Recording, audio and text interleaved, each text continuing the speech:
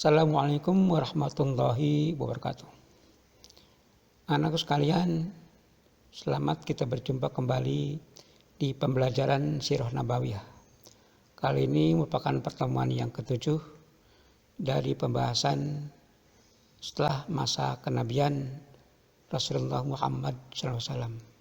Mari kita memulai. Bismillahirrahmanirrahim. Mari kita simak peristiwa pemukulan orang-orang Quraisy terhadap Abu Bakar radhiyallahu anhu.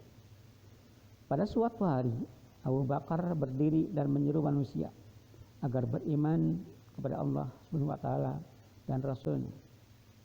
Orang-orang kafir Quraisy marah, lalu mereka mengeroyok dan memukuli Abu Bakar. Di antara mereka ada seorang laki-laki yang bernama Uqbah bin Abi Mu'id. Ia memukuli Abu Bakar radhiyallahu anhu dengan kedua terompahnya hingga wajah Abu Bakar radhiyallahu anhu babak belur. Abu Bakar radhiyallahu anhu jatuh pingsan, lalu dibopong oleh orang-orang Bani Tamim. Ketika siuman, Abu Bakar radhiyallahu anhu menanyakan, bagaimana keadaan Rasulullah SAW? Mendengar perkataan ini, orang-orang Bani Tamim pun marah dan melontarkan perkataan-perkataan kasar kepada Abu Bakar. Ummu Jamil, Fatimah binti Khattab, wanita ini telah masuk Islam, mendekat dan berkata, beliau dalam keadaan baik. Abu Bakar berkata, demi Allah, saya tidak akan makan dan minum hingga saya menjumpai Rasulullah SAW. Ummu Jamil dan ibu dari Abu Bakar, yaitu Salma binti Sa'ad, menyuruhnya bersabar. Hingga Abu Bakar sudah tidak gemetaran dan orang-orang pun sudah tenang. Keduanya memapahnya ke tempat Rasulullah SAW. Rasulullah SAW sangat menaruh belas kasihan. Maka Rasulullah SAW berdoa untuk ibu Abu Bakar, lalu mengajaknya untuk masuk Islam. Maka ia pun masuk Islam. Anakku sekalian, mari kita lanjutkan tentang peristiwa bagaimana orang-orang Quraisy merasa kebingungan dalam mensifati Rasulullah SAW. Orang-orang kafir Quraisy kebingungan akan perihal Rasulullah SAW. Sebutan apa yang pas bagi Rasulullah SAW? Bagaimana cara menghalangi agar Rasulullah SAW tidak bisa bertemu dengan orang-orang, termasuk utusan dari luar daerah yang ingin bertemu dengannya. Akhirnya mereka berkumpul di rumah Al-Walid bin Mughirah sebagai orang yang dituakan. Ia berkata, wahai segenap kaum Quraisy, telah datang musim haji. Utusan-utusan dari Jazirah Arab akan datang ke tempat kalian. Sementara mereka telah mendengar akan perihal Muhammad SAW. Oleh karena itu, buatlah suatu kesepakatan dan jangan kamu berselisih yang berakibat kalian saling mendustakan dan menolak. Lalu terjadi perdebatan panjang di antara mereka. Al-Walid tidak setuju dengan apa yang mereka paparkan. Maka mereka berkata, kalau begitu apa pendapatmu wahai Al-Walid? Al-Walid berkata, sesungguhnya pendapat yang paling tepat adalah hendaknya kamu mengatakan bahwa Muhammad adalah tukang sihir yang dapat memisahkan antara seorang anak dengan ayahnya, antara seorang dengan saudaranya, antara suami dengan istrinya, dan antara seseorang dengan keluarganya. Maka mereka sepakat dengan usulan yang dikemukakan oleh Al-Walid. Setelah itu mereka beranjak pergi. Ketika datang musim haji, mereka berdiri di jalan-jalan yang strategis.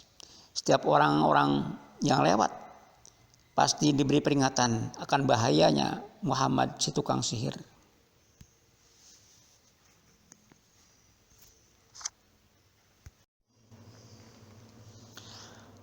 Anak-anakku sekalian, peristiwa berikutnya yaitu kekejaman orang-orang kafir Quraisy terhadap Rasulullah SAW. Orang-orang kafir Quraisy menggunakan cara yang bermacam-macam dalam menyakiti Rasulullah SAW. Cara yang mereka pergunakan sangat kejam. Mereka tidak lagi memandang hubungan kerabat. Bahkan mereka telah keluar dari batas peri kemanusiaan. Suatu hari, Rasulullah SAW sedang sujud di Masjidil Haram. Sementara orang-orang kafir Quraisy berada di samping beliau. Saat itu datang Uqbah bin Abi Mu'its dengan membawa kotoran unta. Lalu dia melemparkan kotoran itu ke punggung Rasulullah SAW. Rasulullah SAW tidak mengangkat kepalanya hingga datanglah Fatimah, putri Rasulullah SAW, dan membersihkan kotoran tersebut dari punggung beliau. Kemudian Fatimah berdoa agar orang yang melakukannya mendapat celaka. Rasulullah SAW pun berdoa agar orang-orang yang melakukannya mendapat celaka. Pada hari yang lain, ketika Rasulullah SAW melakukan sholat di dekat Ka'bah, datanglah Uqbah bin Abi Mu'its. Lalu ia mengikat bajunya di leher Rasulullah SAW dan mencekiknya dengan keras. Ketika itu Abu Bakar radhiyallahu anhu melihat kejadian tersebut, maka ia menarik tangan Uqbah dan melepaskannya dari leher Rasulullah SAW. Lalu berkata, apakah kamu akan membunuh orang yang hanya mengatakan Tuhanku adalah Allah?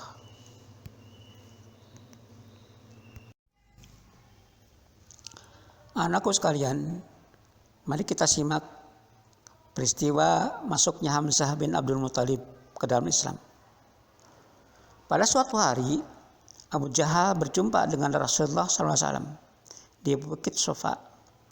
Kemudian ia menghina dan mencerca beliau.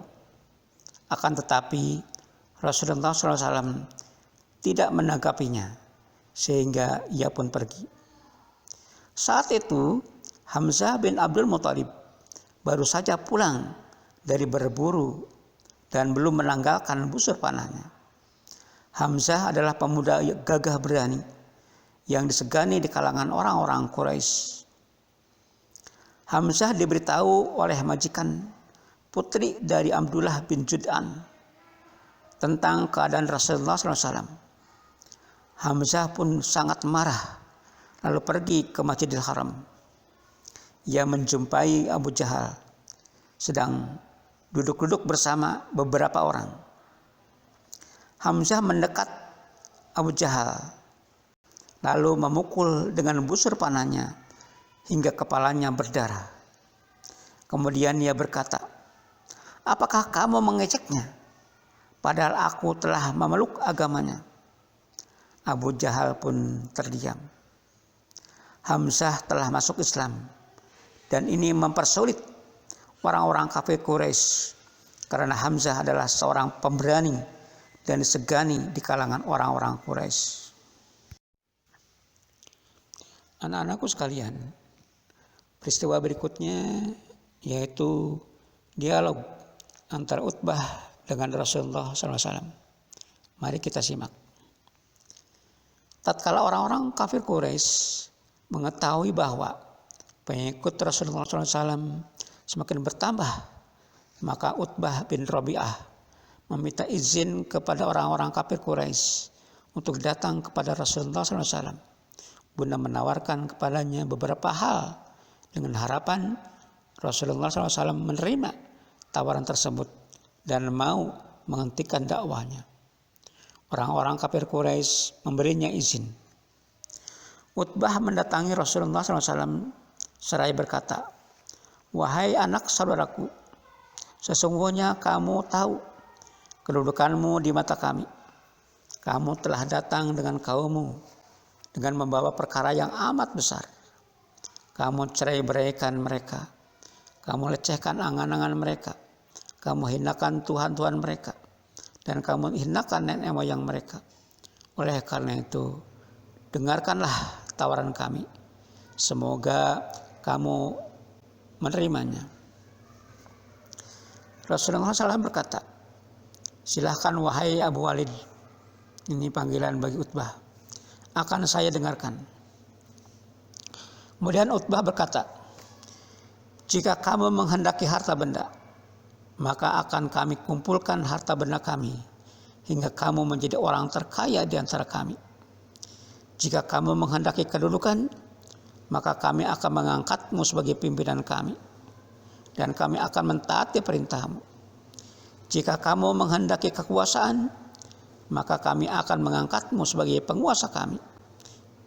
Jika yang datang kepadamu saat ini adalah jin yang merasukimu dan kamu tidak bisa menghindar darinya, maka kami akan mencari tabib-tabib dan kami relakan harta dari kami hingga kamu dapat disembuhkan. Manakala Utbah sudah selesai bicara, Rasulullah SAW berkata, apakah Anda sudah selesai? Utbah menjawab, sudah. Rasulullah SAW berkata, kalau begitu sekarang giliran saya. Lalu Rasulullah SAW membaca beberapa ayat dari surat Fussilat, dari ayat 1 sampai dengan ayat 13, yaitu sampai dengan ayat Sajdah. Utbah terdiam dan mendengarkan dengan seksama. Ketika bacaan sudah sampai pada ayat Sajdah, Rasulullah SAW bersujud. Kemudian beliau berkata, wahai Abu Walid, Anda telah mendengar, sekarang terserah Anda. Untuk teks Al-Quran dan terjemahannya, silakan dibuka Al-Quran dan dibaca masing-masing. Mari kita lanjutkan. Setelah itu Utbah bangkit dan kembali kepada teman-temannya. Mereka saling berbisik, demi Tuhan, Abul Walid telah berubah.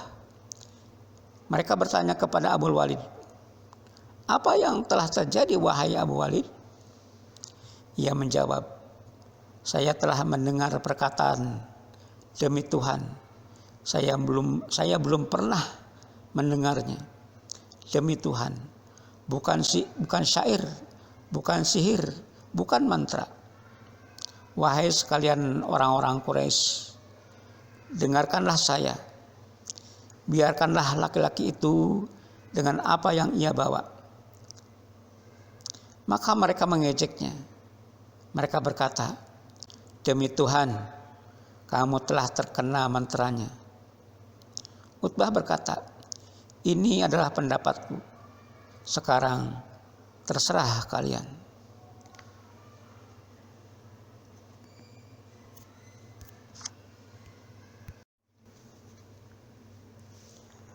Anak-anak sekalian, demikianlah pertemuan kali ini yang merupakan pembahasan terakhir,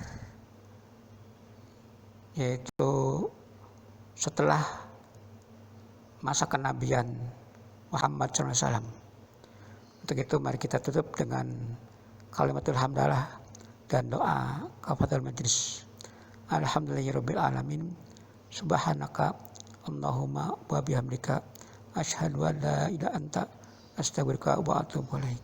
Sekian, wassalamualaikum warahmatullahi wabarakatuh.